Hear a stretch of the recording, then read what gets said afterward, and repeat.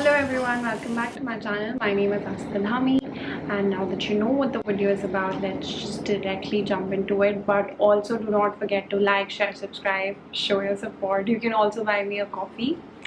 There's a link down in the description box. And yeah, I think I've said it all that I wanted to say.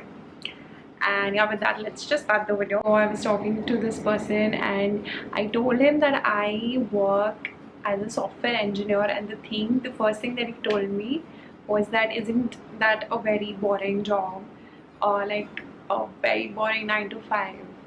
And I'm basically so tired of hearing this narrative that 9 to 5 is slavery and that it's boring, it sucks. See, it does suck some days, but it does not suck 100% of the time, and it actually truly depends on the kind of person you are. It does not suck for everyone. Some people thrive working a 9 to 5 job, and some people don't, and it's up to you. But if you Google, you'll get a lot of content about how you should quit the job, follow your dream, start that startup. And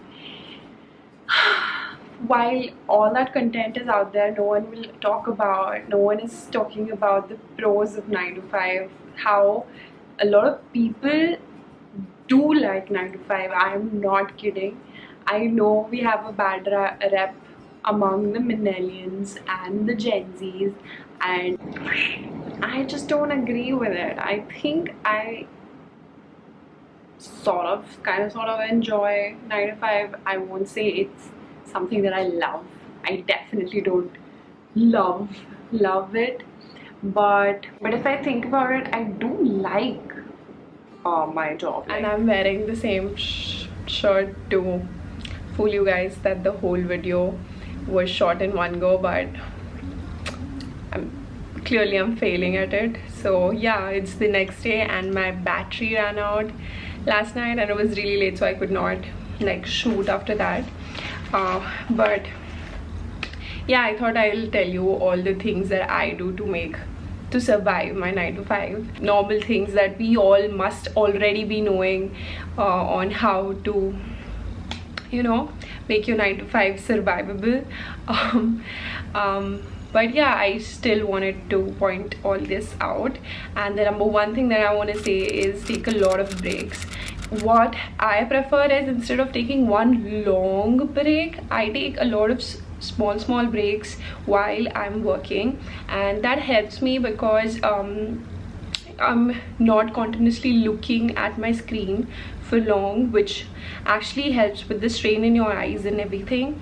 But also, I think we all know that makes you more focused if you give 20 to 25 minutes or 30 minutes full concentration into something, and then 5-10 minutes you take off and then you get back. That's, I think, works for me a lot, and makes me more focused. And actually, I don't even have to remind myself to take a break, because there are actually so many voids in between while you work, when you're waiting for your maybe I will be obviously talking about it through my IT work experience. So while I'm waiting for my PR to get merged or reviewed, or while my code is building, or the service is going up, or anything like that, those voids I can fill it up with movement, from walking one place to another, maybe water my plants, maybe put on eyeliner, whatever you feel like, maybe listen to a song. So yeah,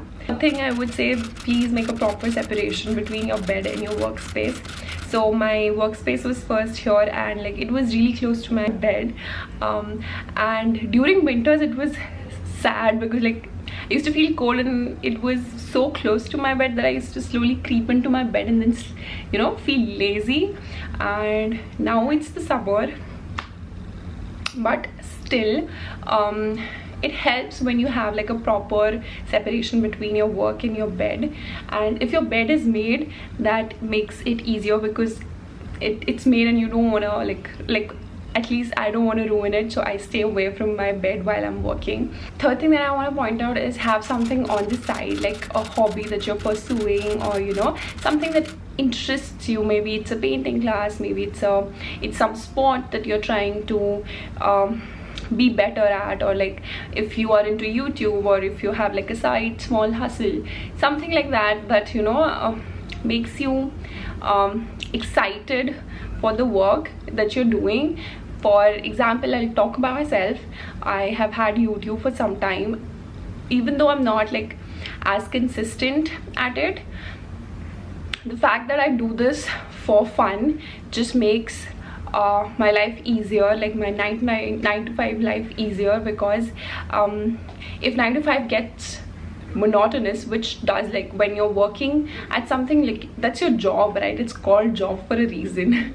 Some days you will hate it, and if you have something on the side, something brighter, like for me YouTube is a very pure thing. Like it's just something that I do only now, only when I really feel like it, and just for pure joy. I've also started playing badminton in the morning, and I've realized whenever I play badminton and you know, like freshen up and then sit for my work after my breakfast, I feel so energized and so like positive for work. There's a hobby that you always wanted to pursue, because you have a 9 to 5, you are financially independent, you can pursue it, you can buy the equipments for it, you can buy a class, you know, buy these online courses, or you know, do actually pursue your hobby in a way that makes you feel good. The fourth point I would like to point out is put some music on. If you're the kind of person who gets distracted by the songs with lyrics like I do, I tend to drift along the lyrics.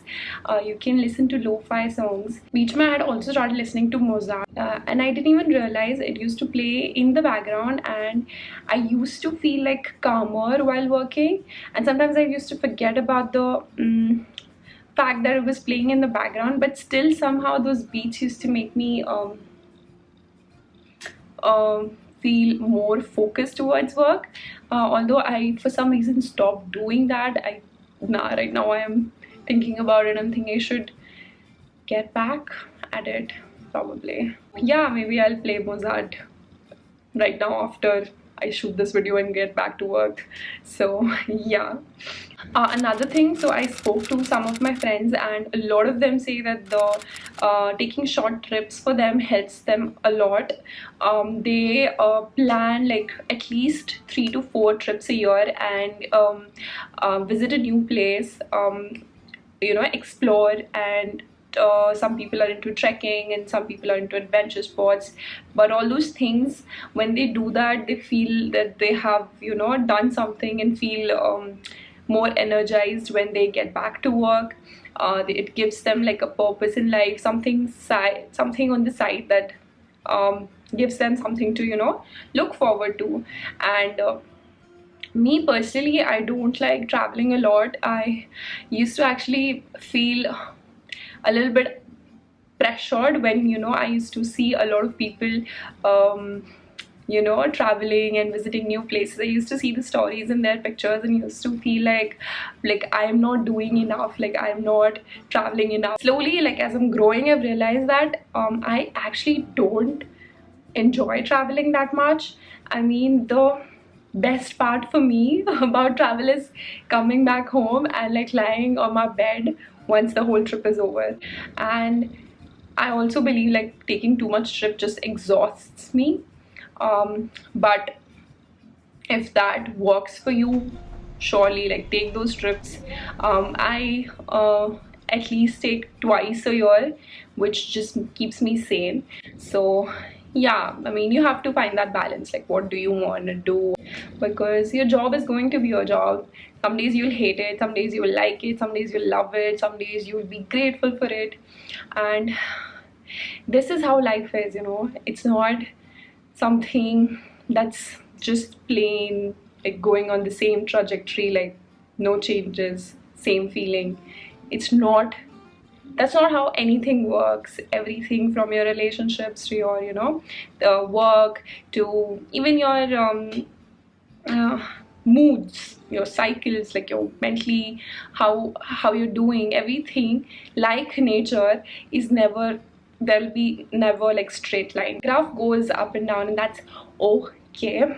I onboarded also virtually in Capgemini, but it's not impossible. You can make friends. It is difficult now, but you can make friends. I made so many friends in my last project, like my seniors, my juniors, my peers. I was talking to everyone. There were so many people I could just like call, and it felt like I was having like a lunch break or like a normal tea break with these people. That tea break wala gossip part that we used to do when we were in office, that feeling I used to get sometimes, because I could call so many people up and then talk about my work or like gossip.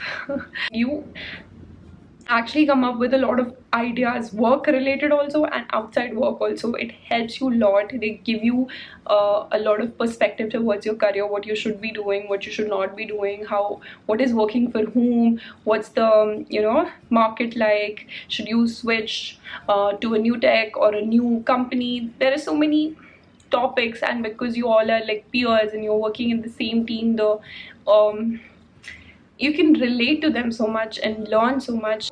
I think when people bond like that, they actually come up with so many ideas, and they actually look forward to working the other day, because you're gonna talk to these people and meet them, and if you don't like them enough, then obviously you're gonna hate your job. Right now I'm new in the team and I think I'm making friends, so like wish me luck. The thing that I want to talk about is something that I'm lacking to, that's to create boundaries. If something is stuck, like it itches me, and I just cross the boundaries. So I have boundaries, but they are so weak.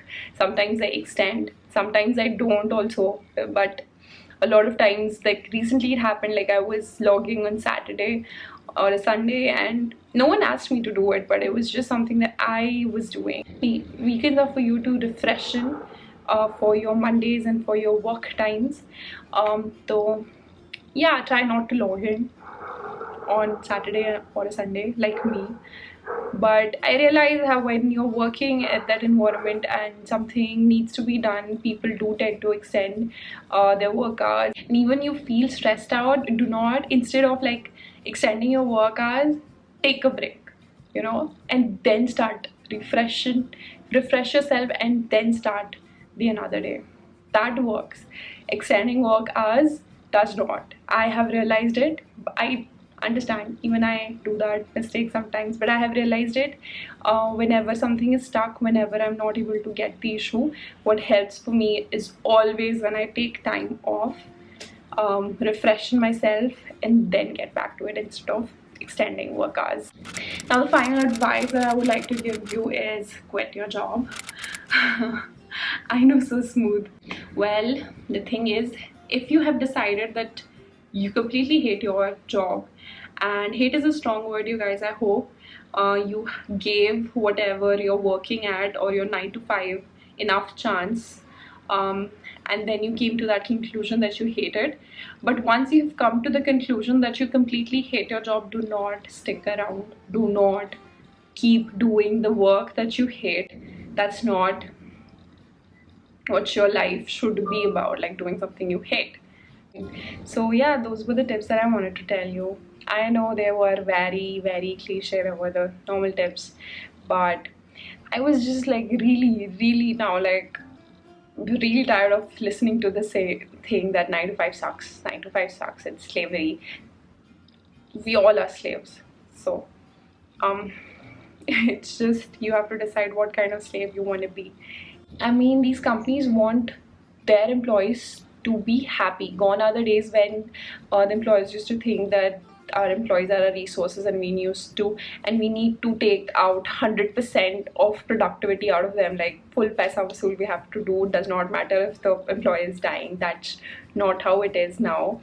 The employers now recognize that if your employee is happy, the company will grow. And I get that once you are starting your own thing and you're your own boss, it's just like a great another feeling. And I realize that must be a great feeling, but at the same time there are a lot of people who would love being in a 9 to 5. Enough, I've said a lot already. So let's end the video here. And yeah, with that, I will take leave and see you next time. Bye.